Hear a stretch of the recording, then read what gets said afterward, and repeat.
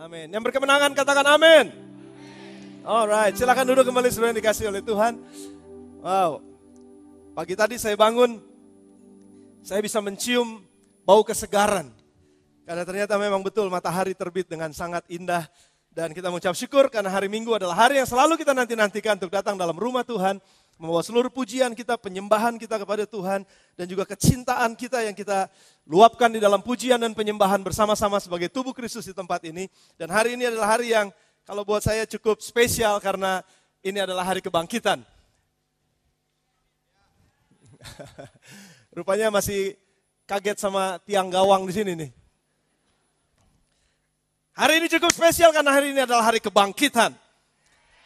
Siapa yang mau dibangkitkan katakan amin saudara. Wah mesti mati dulu. Seperti berita hari Jumat, mesti mati dulu. Baru bangkit. Dan pada hari ini saudara saya ingin melanjutkan dengan satu tema One God atau satu Tuhan. Yang kita rayakan bersama-sama di dalam hari kebangkitan. Namun saya mau cerita kepada saudara hari ini lebih banyak cerita mungkin. Tetapi akan ada ayat-ayat yang juga akan kita baca. Nah saudara saya mau cerita ini renungkan. Bagaimana murid-murid Yesus selama 3,5 tahun berjalan bersama dengan Tuhan Yesus. Kemana aja Yesus pergi mereka ada. Dan itu setiap hari saudara. Setiap hari. Mereka dipanggil oleh Yesus. Mereka melihat pengajaran, mendengar pengajaran Yesus. Dan Yesus pada saat itu adalah seorang yang kalau menurut saya itu selebritis. Kalau dia punya Twitter, Twitternya mungkin udah ada 100.000 K mungkin. Kalau jumlah penduduknya ada pada saat itu segitu. Atau mungkin kalau dia punya Instagram, mungkin Instagramnya itu followernya begitu banyak. Dan begitu banyak orang mungkin yang mau coba ngelihat apa yang terjadi dalam kehidupan Yesus. Orang pengen tahu. Kalau ada berita CNN pada saat itu mungkin CNN juga akan selalu meliput apa yang Yesus lakukan. Sehingga pada saat itu Yesus adalah seorang selebritis kalau menurut saya. Tapi selebritisnya yang benar nih saudara. Selebritis yang selalu ditunggu-tunggu beritanya oleh orang lain. Selalu ditunggu-tunggu beritanya oleh masyarakat. Ya waktu zaman kebangkitan kepemimpinan yang baru di negara kita tahu sendiri bahwa presiden kita waktu itu masih jadi gubernur DKI dan ada wakil yang kita juga saling kenal satu sama bukan saling kenal kita juga kenal ya sama-sama.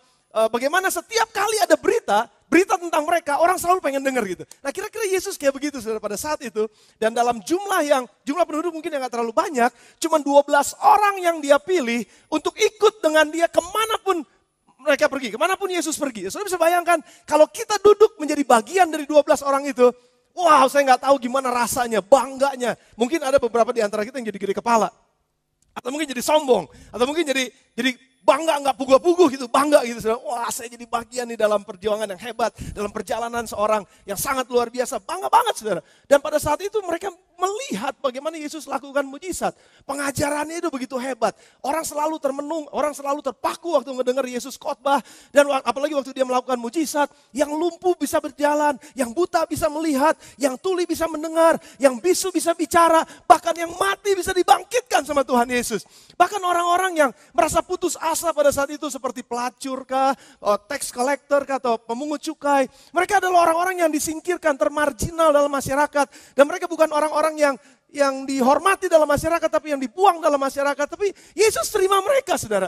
Dan murid-murid ini 12 selalu ngelihat. Dan mereka begitu spektakuler, mereka begitu ngerasa bagian dari pekerjaan yang begitu spektakuler. Dan mereka adalah orang-orang yang juga melihat, atau mungkin kalau saya bisa sebutkan menjadi panitia kecil dari sebuah KKR besar yang dihadiri oleh 5.000 orang. Itu cuma laki-laki saja, belum termasuk perempuannya, belum termasuk istrinya dan anak-anaknya.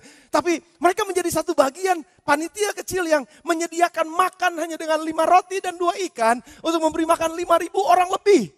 Kira-kira mungkin 10.000 pada saat itu.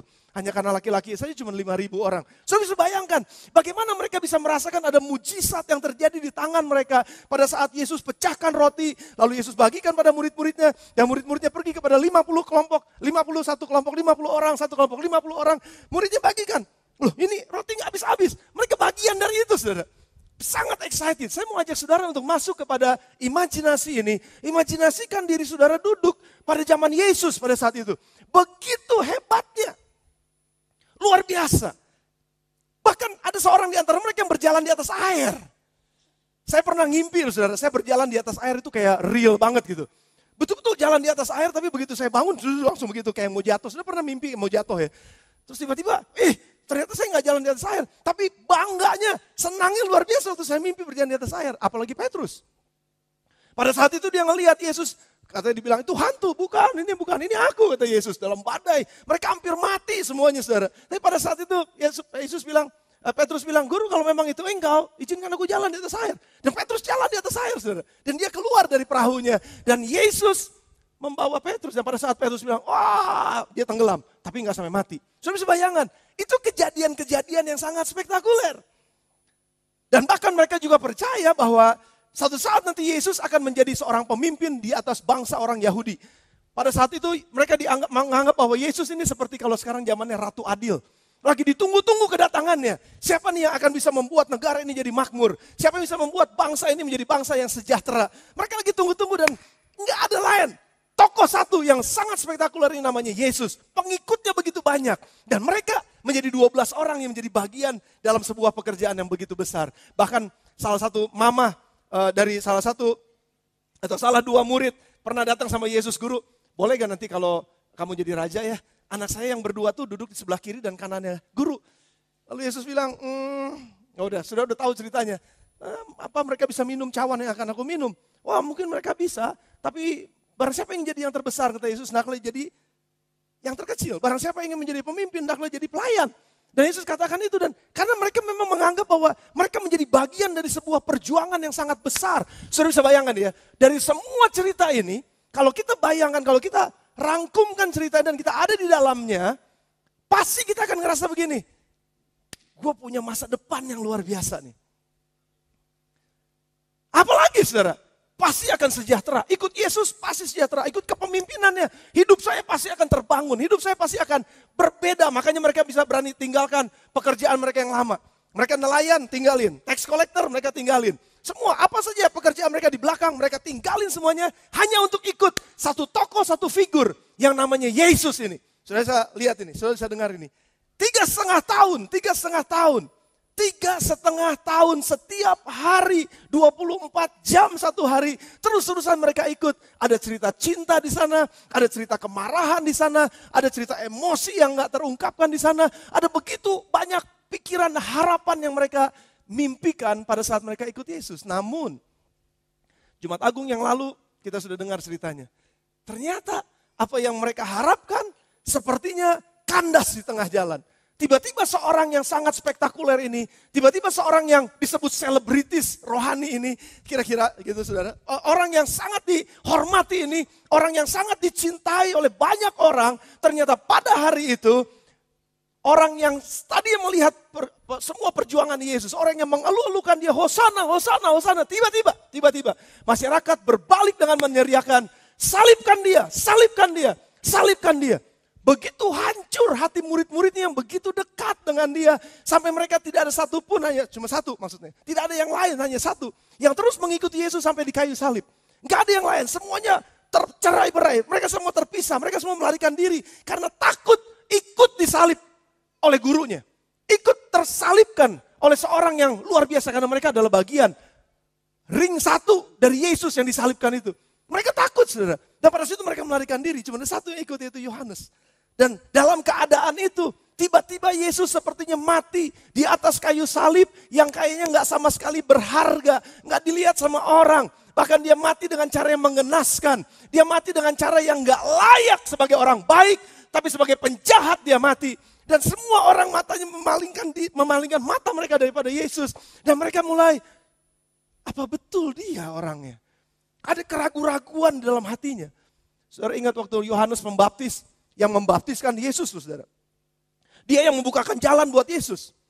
Di akhir kehidupan Yohanes membaptis di dalam penjara, Yohanes membaptis sempat tanya sama murid-muridnya. Waktu dibesukin oleh murid-muridnya, tanya tuh sama Yesus itu, apakah betul dia Mesias yang harus kita tunggu atau ada yang lain yang akan datang. Saudara bayangkan, dalam keadaan depresi, dalam keadaan tertekan, dalam keadaan takut, dalam keadaan sepertinya hilang harapan, orang bisa berkata yang tadinya begitu kagum kepada Yesus, begitu percaya kepada Yesus, tapi dalam keadaan terjepit, dalam keadaan hampir mati, dalam keadaan ketakutan, orang bisa meragukan bahwa tadinya dia percaya Yesus, sekarang dia akan meragukan, apa betul dia Yesus? Apa betul dia Tuhan? Apa betul dia Mesias? Yohanes Pembaptis sempat bertanya itu saudara. Dan Yesus katakan pada Yohanes Pembaptis, dia gak perlu tunggu yang lain. Karena memang Mesias itu sudah datang. Saudara, Seringkali dalam ketakutan seperti murid-muridnya, kita jadi kehilangan harapan. Dan itu yang sedang terjadi sebetulnya dalam kehidupan para murid pada hari Jumat Agung dan pada hari Sabat, pada hari Sabtu. Dunia seolah-olah runtuh, masa depan seolah-olah hilang. Hidup kembali pada asalnya. Yang tadinya nelayan kembali nelayan. Yang tadinya pemungut cukai, sedang cari kerjaan, mau ketok-ketok pintu yang lain. Boleh gak saya diterima lagi jadi pemungut cukai? Kira-kira begitu, sudah. Mereka kembali pada hidup mereka yang lama. Karena harapan yang mereka punya di dalam Yesus runtuh. Pada saat Yesus disalib dan mati, serta dikuburkan. Gak ada harapan lagi buat mereka. Dalam keadaan sepi seperti itu, saudara. Quiet, kemarin tuh masa-masa quiet sebetulnya. Kalau orang, teman-teman saudara-saudara di Katolik, mereka ada yang disebut dengan Sabtu tenang, Minggu tenang, pokoknya itu tenang. Yesus ada di salib soalnya, semuanya quiet, semuanya diam. Semuanya gak ada yang bersorak-sorai, semuanya tenang dulu, tenang dulu. Dan pada saat itu juga mereka semua tenang. Dan para murid ini duduk di satu tempat yang berkumpul dalam satu tempat yang tertutup karena mereka juga gak mau mengekspos diri mereka. Karena mereka dalam keadaan takut, jangan-jangan nanti tentara Roma nyariin kita juga. Dan kita juga bisa disalibkan, sama seperti Yesus salibkan. Mereka dalam keadaan takut seperti itu. Tapi pada hari Minggu pagi, saudara, dikatakan oleh Alkitab pada hari pertama dari minggu itu katanya tiba-tiba para perempuan yang datang ke kubur Yesus ingin, apa namanya kalau kita bahasanya, menyemai, bukan menyemai, apa namanya? Nabur, bukan nabur. Nyekar, nah itu dia. Terima kasih yang biasa nyekar. Nyekar gitu, nyekar di kuburan gitu kira-kira, nyekar di kuburan. Udah bawa segala macam rempah-rempah. Terus tiba-tiba para perempuan ini ngelihat, kuburannya kosong. Batunya udah terguling. Udah terguling ya. Ya betul bahasanya. Batu udah terguling, terus kosong. Terus mereka lihat, gak ada siapa-siapa, gak ada penjaga di sana. Dan akhirnya begitu mereka masuk, katanya kain kafannya udah rapi. Bekas bungkus di kepalanya juga udah rapi katanya. Nah, saudara bisa baca nanti di Matius, Markus, Lukas, Yohanes mencatat itu. Lalu para wanita ini terkejut dan tiba-tiba ada satu orang yang disebut dengan malaikat pada saat akhirnya mereka tahu itu malaikat. Dan malaikat itu bilang katanya, kenapa kamu mencari yang hidup di antara orang mati? Kamu siapa? Mereka ketakutan, perempuan ini pada ketakutan. Udah bilang aja semua, pulang ke sana, bilang sama murid-murid Yesus bahwa dia sudah bangkit seperti yang dia firmankan katanya. Dia udah firmankan waktu dia masih ada di Galilea, dia udah firmankan sama kalian. Jadi coba pulang sama mereka, dengar bahwa Yesus sudah bangkit. Kasih tahu sama mereka bahwa Yesus sudah bangkit. Dan sudah bisa bayangkan sekarang, para perempuan ini pergi, nyampe sama Petrus, sampai sama murid-murid yang lain. Lalu tiba-tiba waktu mereka bilang, katanya Yesus sudah bangkit. Tapi mereka gak percaya. Dan mereka setengah, kayak saya lagi ngebayangin gini saudara. Waktu mereka hidup sama Yesus 3,5 tahun itu jadi seperti keindahan yang luar biasa. Mimpi indah yang luar biasa. Begitu Yesus mati itu mereka lagi kayak bangun gitu. Kita tuh ngimpi ya. Kita ngimpi ya. Kok dia udah gak ada lagi gitu. Sudah pernah gak? Waktu papa kami meninggal dunia. Saya dalam waktu seminggu 2 minggu itu masih bilang gini, papa mati ya? Papa mati ya? Enggak, ini ngimpi bukan ya? Kira-kira kayak begitu saudara. Jadi mereka juga sama dalam keadaan bingung, apa iya, apa enggak. Terus tiba-tiba di hari Minggu itu datang berita bahwa Yesus sudah bangkit. Yesus sudah bangkit. Enggak mungkin. Dan mereka enggak percaya saudara. Jangan-jangan ini episode mimpi yang berikutnya. Pernah gak saudara mimpi bangun terus mimpi lagi? Kira-kira kayak gitu loh saudara. Ya, ngimpi enak-enak terus dibangunin, aduh masih setengah leng-lengan gitu, masih leng-lengan terus tidur lagi, mimpi lagi. Jangan-jangan ini mimpi yang berikutnya nih. Bangkit. Saudara, pada saat zaman itu, kebangkitan orang mati itu sama sekali gak populer. Nggak bilang begini, bangkit ya, oh iya bangkit, tetangga gue juga bangkit kemarin. Gak ada gitu saudara. Sangat jarang banget. Cerita tentang kebangkitan itu sangat jarang dan gak pernah mungkin mereka dengar kecuali anak muda dari Nain dan Lazarus yang dibangkitkan. Tapi itu pun mereka mati lagi. Jadi berita kebangkitan merupakan berita yang sangat mengherankan. Saya juga nggak terlalu ngerti kenapa mereka nggak percaya, saudara. Tapi kita lihat ayatnya, Lukas 24 ayat 11 sampai dengan 12. Lukas pasal yang ke-24 ayat yang ke-11 sampai dengan ayat yang ke-12 dikatakan, tetapi bagi mereka perkataan-perkataan perempuan itu seakan-akan, apa saudara? Apa saudara? Kosong. Itu mah omongan kosong, gak ada isinya.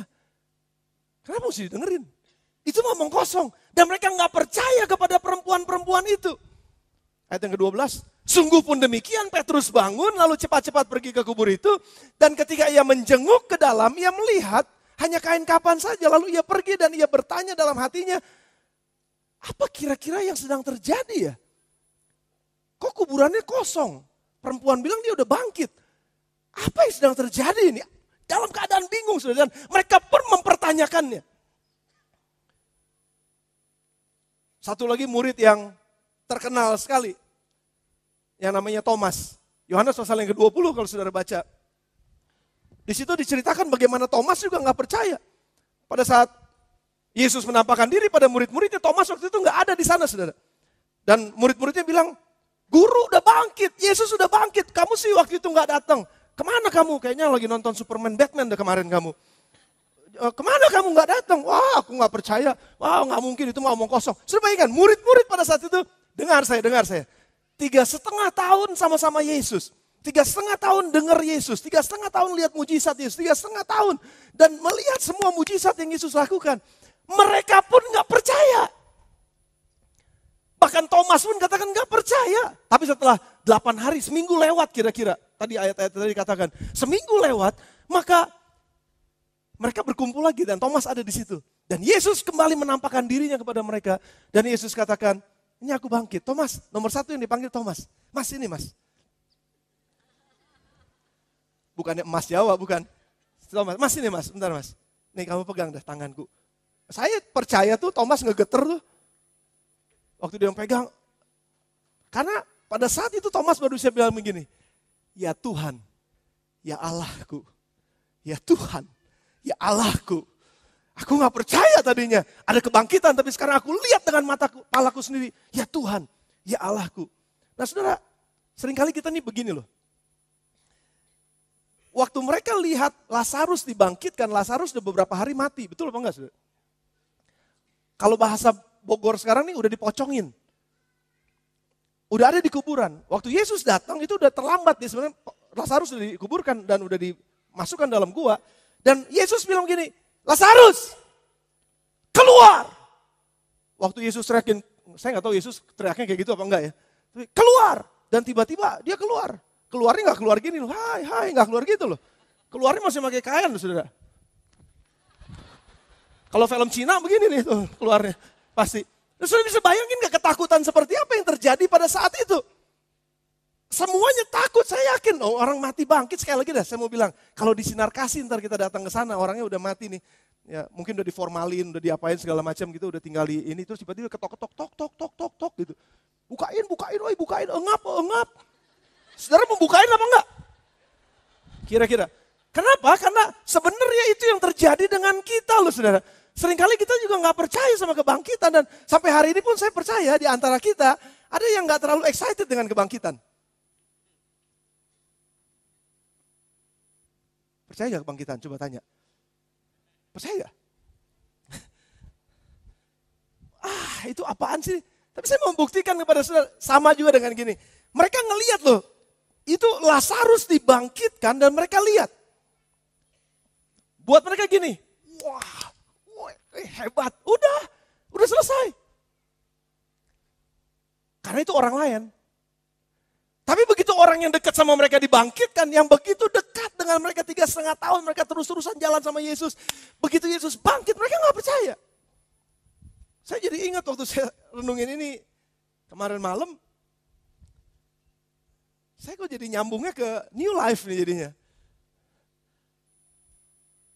Kalau JPCC punya album rekaman lalu puji-pujian disebar kemana-mana, masuk ke iTunes, kita bilang, weh hebat ya JPCC. Anda teman-teman dari JPCC tadi, ada Christian di atas, ada Yusuf di belakang sana.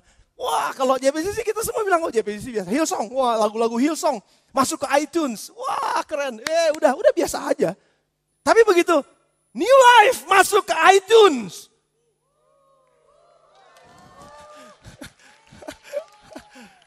ada bilang, New Life masuk iTunes. Masa iya? Gue kenal kok orangnya. Gue tahu si David. Dari masih kecil. Dulu ingusannya ngikok gitu. Enggak sih, dia enggak begitu sih. Cuman itu saya iseng aja. Saya tahu bener, saya tahu bener Evan. Dari masih remaja-remajanya, masih pakai celana pendek dulu. Culun banget gitu, terus sekarang kayaknya gak percaya.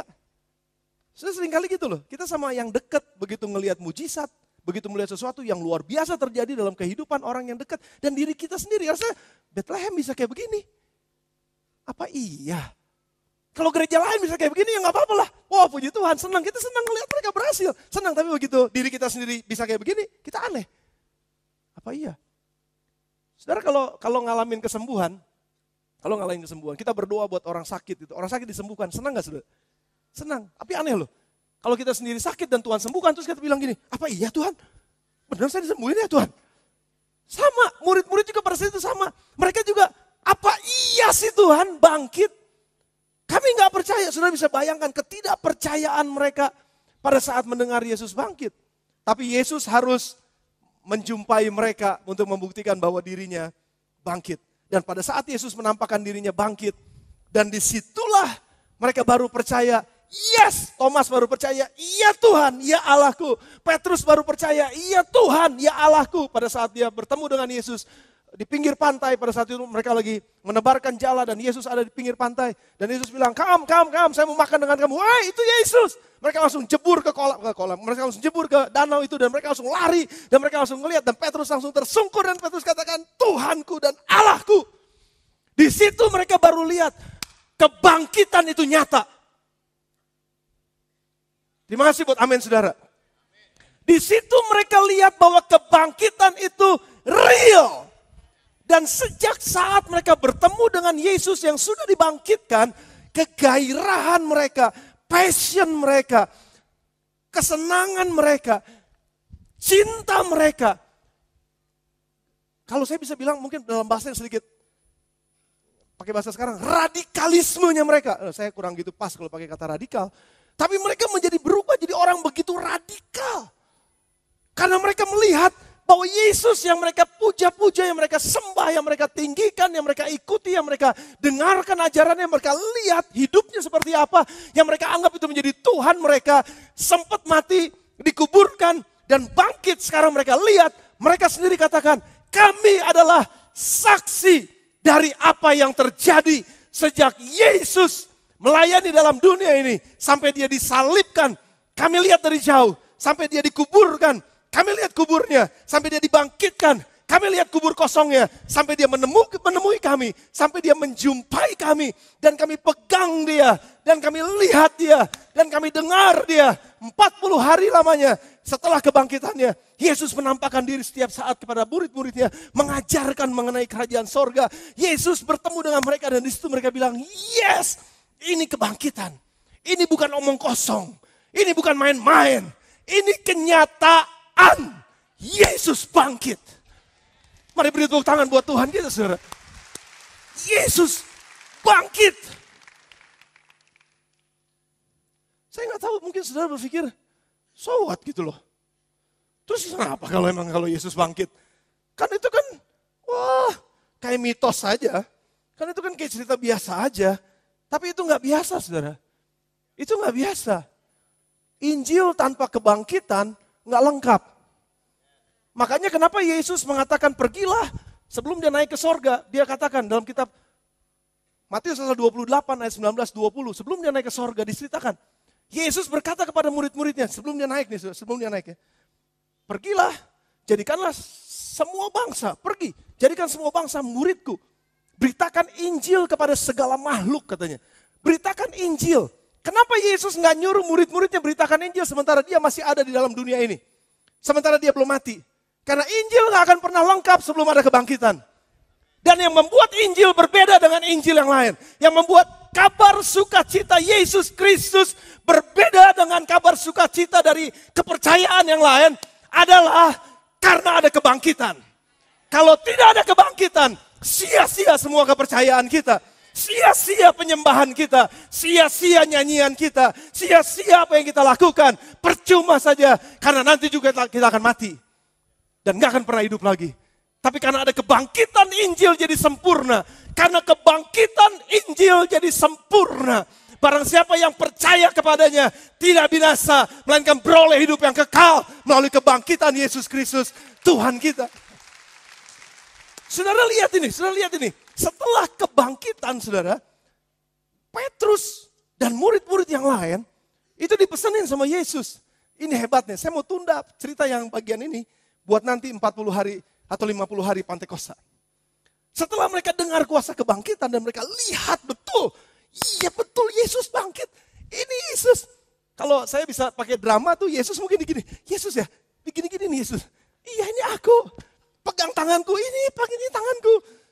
Iya betul dia bangkit. Dan pada saat Yesus naik ke sorga, Petrus dan 120 orang yang lain berkumpul di loteng Yerusalem. Dan pada hari yang 10 dalam saat mereka berkumpul, Roh Kudus dicurahkan di sana.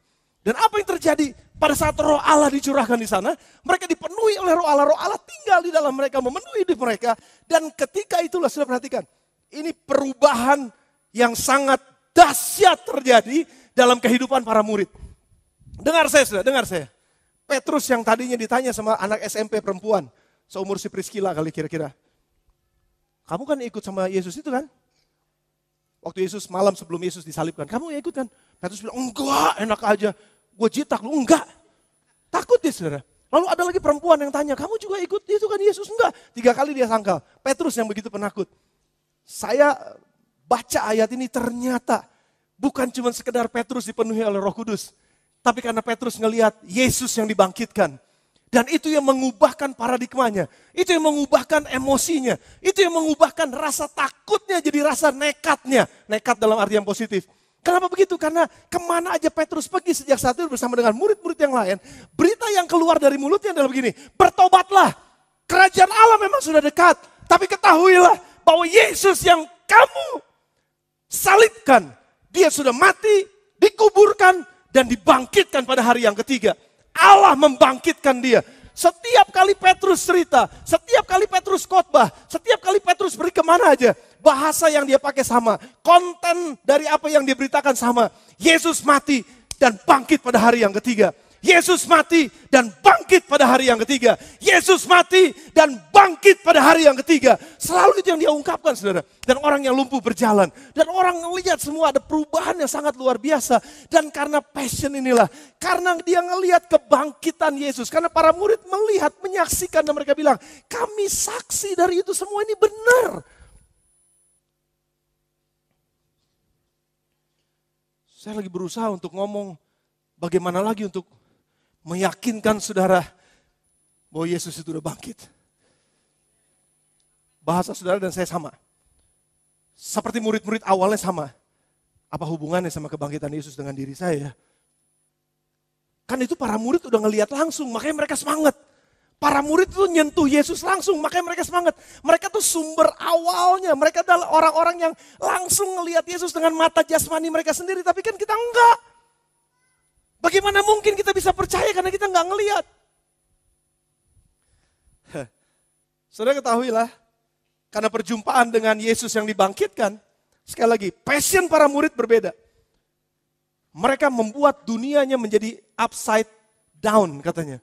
Mereka mencungkir balikan dunia pada saat itu. Mereka membuat masyarakat jadi pada kaget ada sesuatu yang terjadi ini. Dan saya mau lihat saudara, saya mau lihat ayat ini, Kisah Rasul pasal yang keempat. Kisah Rasul pasal yang keempat ayat 13 sampai dengan ayat yang ke-20. Ketika sidang itu melihat, ini setelah Petrus dan Yohanes mengangkat orang lumpuh yang di seberang bait Allah itu bangkit dan berdiri, itu beritanya wah itu heboh saudara, heboh banget. Dan pada saat itu para imam-imam, orang-orang Farisi pada saat itu, orang-orang pemimpin-pemimpin agama pada saat itu, mereka ini gak boleh terjadi terus nih. Ini bahaya katanya. Dan ketika sidang itu melihat keberanian Petrus dan Yohanes, dan mengetahui bahwa keduanya orang biasa yang tidak terpelajar, heranlah mereka. Dulu gak kayak begini nih. Waktu Yesus hidup mereka gak kayak begini. Padahal Yesus sama-sama dengan mereka. Mereka gak, tanda kutip, seradikal ini nih. Kenapa mereka jadi radikal banget? Kira-kira gitu saudara. Mereka kok jadi beda, heran mereka dan mereka mengenal keduanya sebagai pengikut Kristus, pengikut Yesus. Tapi mereka, karena mereka melihat orang yang disembuhkan dan berdiri di samping kedua rasul itu, mereka nggak dapat mengatakan apa-apa dan nggak bisa membantahnya. Sudah dengar lagi, lihat lagi. Dan setelah mereka menyuruh rasul-rasul itu meninggalkan ruang sidang, berundinglah mereka, apa yang harus dilakukan? dan berkata, tindakan apa yang harus kita ambil terhadap orang-orang ini? Sebab telah nyata kepada semua penduduk Yerusalem bahwa mereka telah, apa saudara? Mengadakan suatu mujizat yang menyolok dan kita tidak dapat menyangkalnya. Terus, tapi supaya hal itu jangan makin luas tersiar di antara orang banyak, puji Tuhan mereka bilang pada saat itu belum ada Twitter, belum ada Facebook, belum ada Instagram, belum ada pet, belum ada yang macam-macam. Jadi jangan sampai tersiar, gimana baiknya? Kita ngancam mereka dan melarang mereka supaya mereka jangan berbicara lagi dengan nama siapapun, dengan siapapun dalam nama itu. Dan setelah keduanya disuruh masuk, mereka diperintahkan supaya sama sekali jangan bicara atau mengajar lagi dalam nama Yesus. Tapi apa jawaban Petrus? Petrus dan Yohanes menjawab mereka, silahkan kamu putuskan sendiri. Mana yang lebih benar di hadapan Allah? Taat kepada kamu, apa taat kepada Allah? Berani banget saudara, ini jadi radikal banget. Sebab tidak mungkin bagi kami untuk tidak berkata-kata tentang apa yang telah kami lihat dan apa yang telah kami dengar. Nggak mungkin kami diam, nggak mungkin kami tutup mulut, nggak mungkin kami nggak lakukan apa-apa. Karena kami sudah lihat dan kami sudah dengar langsung dengan mata kami, langsung dari telinga kami bahwa Yesus bangkit, bahwa Dia Tuhan Allah yang sanggup menyelamatkan manusia dan tidak ada yang lain. Kami adalah saksinya. Kamu suruh kami diam? Mati pun kami berani. Jadi sangat radikal banget nih saudara. Mati pun kami berani. Saudara perhatikan perbedaannya. Waktu mereka sama-sama dengan Yesus, mereka gak berani mati. Tapi waktu Yesus mati dan Yesus bangkit, dan mereka ketemu dengan Yesus yang sudah dibangkitkan, ada harapan baru, ada energi baru, ada semangat baru yang membuat mereka begini. Kami gak takut ngomong tentang kebangkitan Yesus, karena apa yang kami lihat itu benar. Dan barang siapa yang percaya kepadanya akan dibangkitkan seperti Yesus dibangkitkan. Itu yang menjadi keyakinan yang sangat luar biasa. Bahwa kebangkitan itu ada. Bahwa kebangkitan itu benar. Kami sudah saksikan itu. Jadi radikalnya luar biasa. Saudara saya bayangkan begini. Kalau kita sebagai gereja Tuhan punya kuasa kebangkitan Kristus. Dan punya kuasa kepenuhan roh Allah di dalam kita. Nothing's gonna stop us. Nggak ada satupun yang dapat stop kegerakan kita. Nggak ada satupun yang dapat stop kesaksian kita. Nggak ada satupun yang dapat stop kekuatan kita untuk membuat dunia ini menjadi lebih baik.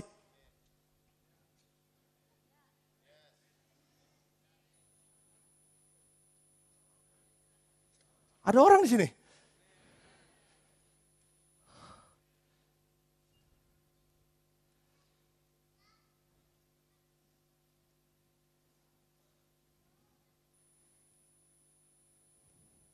Sekali lagi saudara.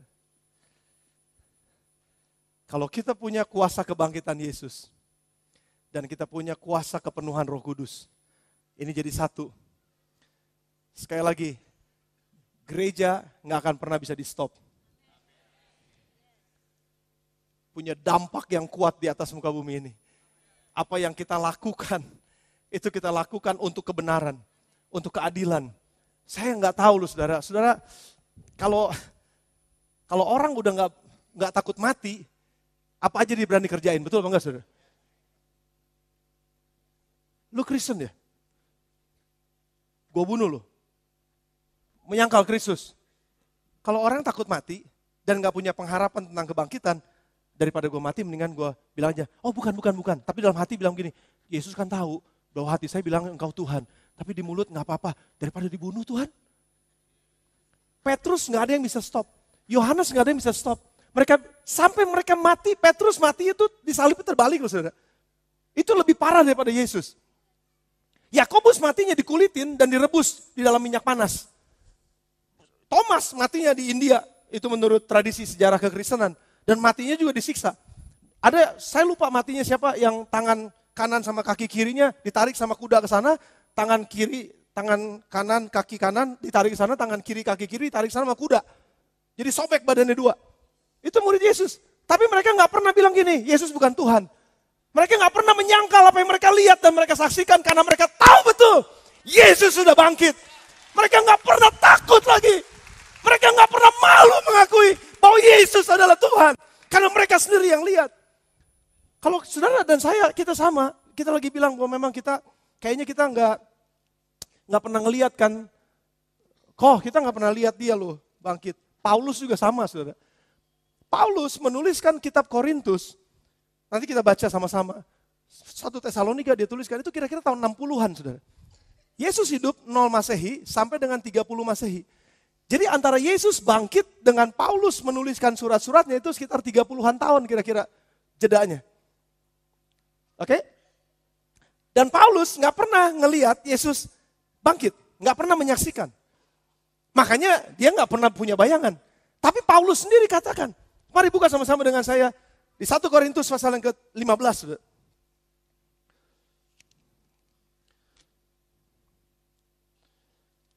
1 Korintus pasal yang ke-15. Kalau saudara ada Alkitab saudara. Dan sekarang saudara-saudara, aku mau mengingatkan kamu kepada Injil yang aku beritakan kepada benar apa yang aku terima dan yang di dalamnya kamu teguh berdiri. Sebab Injil itu kamu diselamatkan asal kamu teguh berpegang padanya seperti yang telah kuberitakan kepadamu, kecuali kalau kamu telah sia-sia saja menjadi percaya. Saya mau kita lompat, saudara, lompat. Kalau saya nggak salah ayatnya yang ke 15. Sebab yang, oke itu ayat yang berapa tadi? Ayat yang 23 ya? Sorry, ayat yang ke-23 aja langsung. Yang tadi, ayat yang keberapa tuh? Oke, ini dia. Sebab yang sangat penting telah kusampaikan kepadamu, yaitu yang telah kuterima sendiri, ialah bahwa Kristus telah mati karena dosa-dosa kita sesuai dengan kitab suci. Yesus telah mati karena dosa-dosa kita. Lalu ia dikuburkan dan bahwa ia telah dibangkitkan pada hari yang ketiga sesuai dengan kitab suci. Paulus gak pernah menyaksikan langsung dengan mata kepalanya sendiri bahwa Yesus bangkit. Tapi dia percaya itu karena apa yang sudah dituliskan. Dia dikuburkan, dia telah dibangkitkan pada hari yang ketiga sesuai dengan kitab suci. Ayat yang selanjutnya. Bahwa ia telah menampakkan diri kepada Kefas, Petrus, dan kemudian kepada ke-12 murid-muridnya. Dan terusin, sesudah itu ia menampakkan diri kepada apa saudara? Lebih dari 500 saudara sekaligus. Kebanyakan dari mereka masih hidup sampai sekarang. Maksudnya sampai waktu itu Paulus tuliskan surat ini. Masih banyak yang hidup sampai sekarang kata Paulus. Tapi beberapa di antaranya telah meninggal. Sampai sini dulu saudara. Paulus gak mungkin ngomong bohong karena audiens dia adalah orang-orang Yunani yang berpendidikan tingkat tinggi. Yang punya latar belakang pelajaran sejarah yang sangat bagus. Jadi waktu dia bilang, Yesus itu mati dan dibangkitkan. Dan kalau kamu gak percaya ada kebangkitan, kamu boleh tanya, ada 500 orang pada saat itu yang melihat Yesus mati dibangkitkan dan Yesus terangkat ke sorga. 500 orang melihat. Dan sampai saat ini dari 500 itu masih ada beberapa yang hidup. Tanya sama mereka. Petrus waktu itu masih hidup, tanya sama Petrus. Mereka semuanya lihat. Dan Paulus walaupun dia gak ngelihat tapi dia percaya. Karena ini yang dia katakan, Filipi pasal yang ketiga ayat yang 10 sampai dengan ayat yang 11. Yang ku kehendaki adalah mengenal dia dan kuasa kebangkitannya. Dan persekutuan dalam penderitaannya. Di mana aku menjadi serupa dengan dia dalam kematiannya. Supaya aku akhirnya beroleh kebangkitan dari antara orang mati. Yang Paulus kehendaki walaupun dia gak ngelihat. Tapi aku belajar untuk menjadi serupa dengan kematiannya. Jumat saya udah khotbahkan. Untuk bisa hidup, kita harus berani mati. Mati terhadap dosa kita, mati terhadap diri kita, mati terhadap keinginan daging kita. Dan Paulus katakan, aku matikan ini semua. Dan aku berani mati buat Kristus. Aku berani mati untuk mempertanggungjawabkan kebenaran itu. Aku berani untuk mengatakan bahwa Yesus adalah Tuhan, walaupun aku harus mati. Aku berani mati. Pertanyaan saya adalah begini. Paulus pada saat itu di penjara. Paulus disesah, Paulus dilemparin sama batu. Paulus dimasukin ke penjara yang bawah tanah, saudara. Dan Paulus adalah seorang yang dikejar-kejar musuh. Paulus adalah orang yang ngalamin karam kapal. Paulus adalah orang yang hidupnya kayaknya gak enak-enak banget, saudara, untuk ikut Tuhan. Sekarang kita enak loh. Duduk bisa di AC dalam gereja. Musiknya udah bagus semuanya. Apalagi udah pakai LED. Oh kayaknya keren banget nih semuanya. Tapi pada zaman Paulus gak ada yang kayak begini-begini ya, saudara. Bukan berarti sekarang kita gak boleh juga, bukan. Nggak apa-apa, sekarang kita udah lebih baik daripada zaman dulu. Tapi Paulus, kenapa dia berani, begitu berani sampai dia pun akhirnya matinya dipancung di Roma, di kota Roma. Paulus matinya dipancung. Penulis kitab perjanjian baru matinya dipancung. Pengikut Yesus yang 12 dikurangin Yudas Iskariot dan dikurangin Yohanes yang matinya di Pulau Patmos. 10 kira-kira di antara mereka. Matinya juga menjadi martir, saudara. Enggak nyaman, enggak enak. Tapi kenapa mereka begitu berani dan tanda kutip begitu radikal dalam mengikut Kristus. Enggak takut untuk mengakui bahwa Yesus adalah Tuhan. Enggak takut untuk mengerjakan pekerjaan-pekerjaan baik. Mereka nggak takut untuk mati terhadap hidup dosa mereka. Mereka nggak takut. Kenapa saudara? Karena ada satu kebenaran yang saya mau tutup dengan ini. Ada satu kebenaran. Karena mereka tahu mengenai kuasa kebangkitan. Bahwa ada kebangkitan dari antara orang mati. Kalau hari ini saya percaya bahwa saya satu saat akan mati, tapi setelah mati saya dibangkitkan bersama dengan Kristus. Saya akan hidup selama-lamanya bersama dengan Dia. Apa yang harus saya takutkan? Dan itu yang membuat mereka jadi gak takut, saudara. Itu yang membuat mereka bekerja dengan luar biasa. Itu yang membuat mereka berkarya dengan sangat luar biasa.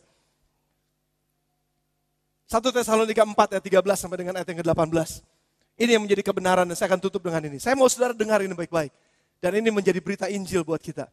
Ini menjadi berita sukacita buat kita. Ini menjadi berita pengharapan. The message of hope. Saya akan tutup minggu ini. 3 bulan pertama kita tentang the message of hope dengan ini. 1 Tesalonika 4 ayat 13 sampai dengan ayat yang ke-18. Selanjutnya. Kami gak mau saudara-saudara bahwa kamu tidak mengetahui tentang mereka yang meninggal. Saya pakai bahasa saya pribadi ya sendiri ya. Saya suka menyampaikan ini sekali lagi di Sinar Kasih. Untuk orang-orang yang ditinggalkan oleh mereka yang dikasihinya. Kami gak mau kalau kamu nih gak ngerti tentang kematian. Khususnya buat mereka yang meninggal. Supaya kamu jangan berduka cita seperti orang-orang yang tidak mempunyai pengharapan. Supaya kita punya pengharapan bahwa di dalam kematian pun kita punya pengharapan. Ini yang dipercaya oleh gereja mula-mula. Ini yang dipercaya oleh para rasul, ini yang dipercaya oleh Paulus termasuk. Dan ini yang perkataannya Paulus. Apa itu? Ayat yang berikutnya saudara. Jikalau kamu percaya bahwa Yesus telah mati dan telah bangkit. Maka kita percaya juga bahwa mereka yang telah meninggal dalam Yesus akan dikumpulkan Allah bersama-sama dengan Dia. Dengar saya, tahan dulu saudara, tahan dulu. Yang mati, kita belum mati ya. Oke, gak apa-apa. Siapa yang mau duluan? Gak usah, saya duluan aja. Taruh saya. Walaupun saya juga sama, belum mau sekarang. Taruhlah saya. Kalau saya mati, saya mungkin ditaruh di Sinar Kasih. Karena yang paling dekat. Dalam peti, semua sedih, ya sedih lah. Istri saya sedih, anak-anak semuanya sedih. Tapi dengar, pengharapannya ayatnya coba ditampilin. Saya akan selesai dengan ini. Tolong tampilin. Jikalau kita percaya bahwa Yesus mati dan telah bangkit. Ini kuasa kebangkitan. Kalau kita percaya, saya percaya Yesus mati dan Yesus bangkit. Saya percaya. Maka kita percaya juga bahwa saya juga percaya bahwa saya yang telah meninggal dalam Yesus akan dikumpulkan Allah bersama-sama dengan Yesus. Jadi waktu saya mati, tubuh saya ada di Sinar Kasih. Ditutup petinya. Dadah, kasih bunga, mati. Tapi roh dan jiwa saya kemana? Nggak melayang-layang. Nggak ngedatengin rumah saudara, ngetok-ngetok hari ketiga. Enggak. Tapi roh dan jiwa saya dikumpulkan bersama-sama dengan Yesus. Tunggu dulu, tapi belum stop sampai di situ. Jadi saya ketemu sama Yesus loh. Jadi Pi, tenang aja kalau saya meninggal duluan. Saya ketemu Yesus pasti. Wah kalian sedih sih, gak apa-apa. Nanti kita ketemu juga. Karena semua orang yang percaya tentang kematian dan kebangkitan Yesus pada saat dia mati dan meninggal di dalam Yesus. Di dalam Yesus. Meninggalnya dengan cara apa aja terserah. Tapi di dalam Yesus. Maka dia akan dikumpulkan bersama-sama dengan Yesus. Belum stop sampai di situ. Ayat ini berakhirnya seperti ini. Coba lihat lagi. Ini kami katakan dengan firman Tuhan. Kita yang hidup nih semua nih ya. Saudara-saudara yang hidup, saya mau udah mati ya.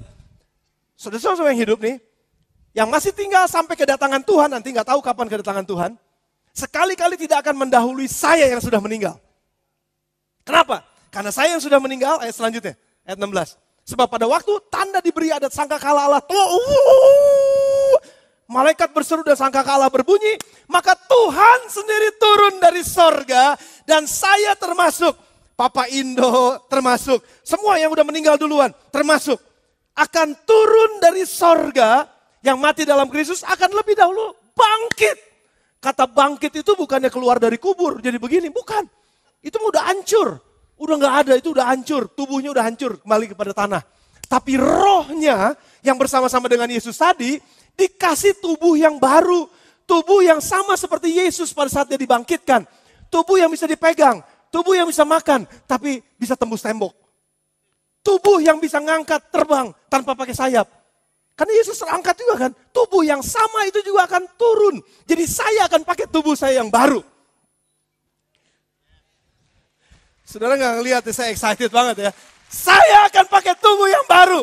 Tinggi saya 175, gak 168 lagi. Saya mengucap syukur buat tinggi yang baru.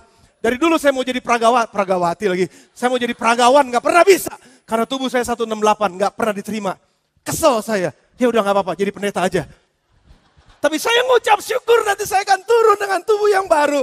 Tubuh kemuliaan. Ayatnya belum beres, satu lagi. Tolong satu lagi, waktu saya tinggal 2 menit. Terusin.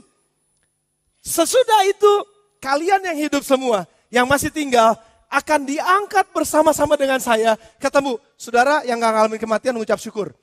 Karena tubuh saudara yang sekarang gak akan kepake. Jadi yang jerawatan mukanya, tenang aja, nanti gak akan ada jerawat. Karena kau punya tubuh yang baru. Saudara yang sekarang mungkin agak, maafkan saya, kegemukan sedikit, nggak jadi masalah. Olahraga aja, biasa, biar sehat sekarang. Tapi nanti saudara akan punya tubuh yang ideal. Karena saudara nggak akan terlalu berat untuk diangkat oleh Tuhan. Saudara akan terangkat oleh Tuhan. Dan mereka akan menyongsong, kalian semua akan menyongsong Tuhan di angkasa. Demikian kita, saya dan saudara akan ketemu lagi. Demikian kita akan selama-lamanya bersama-sama dengan Tuhan. Selama-lamanya. Selama-lamanya. Selama-lamanya. Watch this. Saya tutup. Watch this.